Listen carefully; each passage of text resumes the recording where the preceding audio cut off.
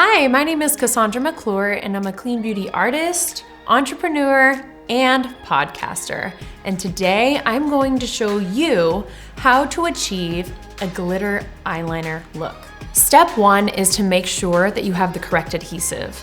Today I'm going to be using Miss Mac Clean Cosmetics liner. This is a gloss. So to line my eye, I'm going to put the gloss where I want the glitter to stay, just like I would a normal eyeliner.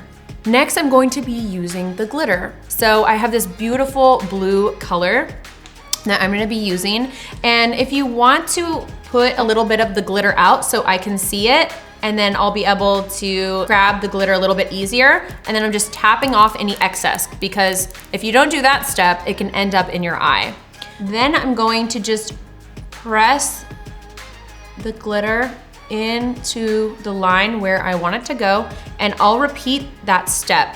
You don't want to be pulling the glitter across your eye. You'll want to just tap it directly exactly where you want it. Otherwise, you'll end up with a big mess.